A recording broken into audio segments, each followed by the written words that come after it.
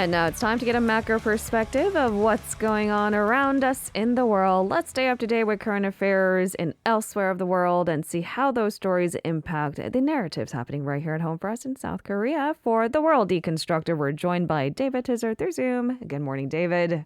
Good morning, Lena. Good to see you again. Let's jump into The World Deconstructed. Which part of the world are you taking us to this morning? Today, we're going to go to Israel. In Israel.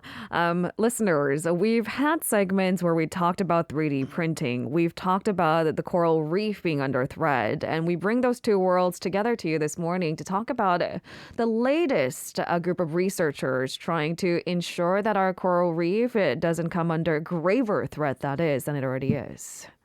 Yeah. And for the listeners not quite aware, I guess, what is a coral? What is a coral reef?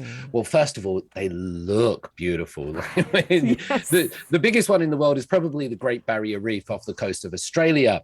But coral is basically the underwater's ecosystem. It's where life is produced. And it's this kind of really three-dimensional structure that goes up, it goes down, it goes across. And it's like a city. It's like an apartment complex. It's this huge environment underwater, which houses however many sea animals, I couldn't count. But basically, it's a whole universe underwater. Not only does it then provide housing and accommodation for all these animals, it also it's kind of, that's how I describe it, but it also reduces the power of waves hitting coasts. It protects the land masses as well. So it provides such an important function, and we can't really allow all the coral to disappear. We need it underwater, I think. That's right. It's such a vital part of, as you said, the underwater ecosystem. I'm reminded of Finding Nemo for some reason, but there must be other better fictional references out there. When you said, I don't know, this apartment complex is underwater, that's the first image that came to mind. And it's not just that. I think it directly affects humans, not just because of how the ecosystem affects the human species, but because these coral reefs also double as important carbon sinks. So it's nature's way of basically undoing the overwhelming amount of carbon dioxide humans produce. Absolutely. And now you've mentioned Finding Nemo. That's where my mind was going as well. And I think for the rest of the day, I'm going to be saying, might. That's what gets me from that movie, that one. So in Israel, a team of doctors, and when I say doctors, a team of PhDs, professors, they've got together. And what they've been doing is doing 3D process scanning of the coral reef. So it's a multi-process situation, but first of all, they're scanning reefs underwater, creating a three-dimensional digital model, and then of this three-dimensional model, they're then digitally printing it. Because these reefs are such complex things, you can't really just make a reef and put it into the ocean, into the sea, although that's what some people have been trying to do, but there's not that success because it's a very complex structure. So what they've found, and their research has been published and they're moving ahead with this, is first of all, they're digitally scanning the existing reefs, reproducing them digitally in that realm, and then using 3D printing to create it. So we're creating another reef basically, and it's fantastic that what we can do with technology, Lena. Sometimes we've had conversations about, we get too sucked into technology, we become zombies and things like this, but it can be used for great effect. And just hearing what these scientists in Israel are doing is quite revolutionary, and it makes perfect sense, but it's a great thing. I've seen, reports maybe of a smaller scale, maybe not of this accuracy or this detail of scanning the underwater structures to create something exactly like it. That sounds extremely delicate and elaborate. There have been other attempts at artificial reefs, but this seems unique. How does it compare to maybe those other examples, and why is this unique and different?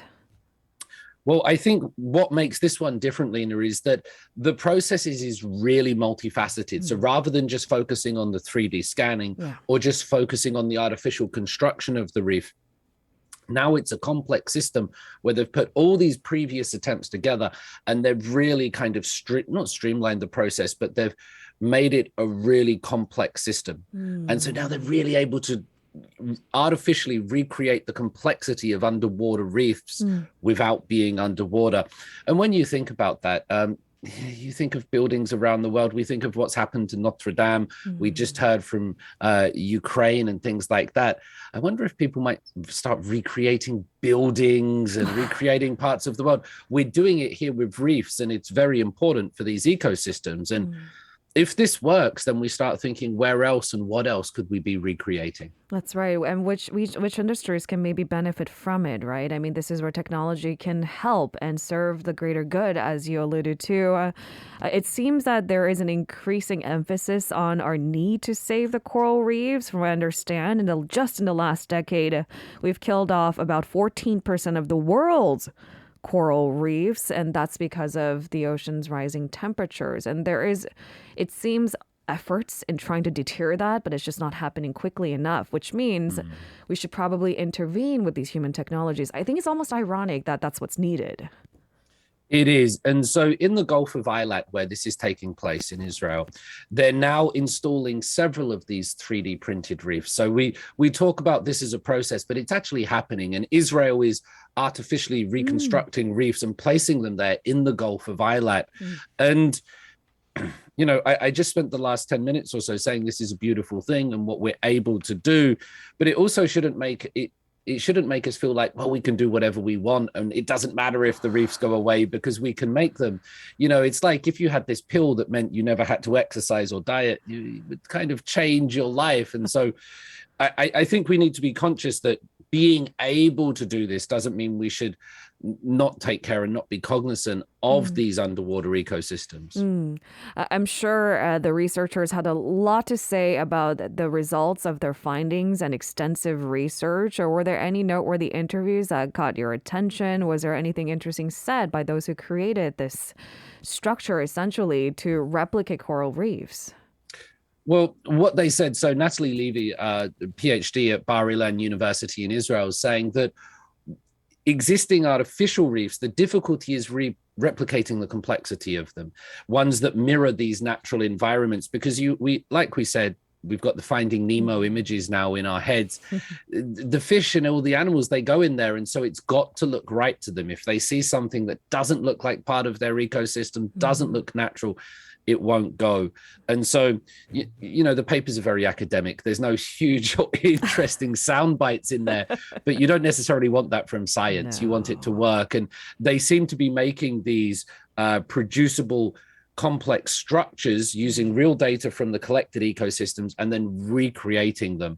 And the reason I thought this story was interesting, Lena, is that when I think of Israel, I have lots of other images in my mind, but I would never perhaps think that in Israel, what's taking place at the moment is artificial recreations of reefs, unlike other places of the world. That's right. I think the assumption that I would make that if it came out of Australia, it would have narratively made more sense. But that's just another interesting angle about preconceptions, is it not?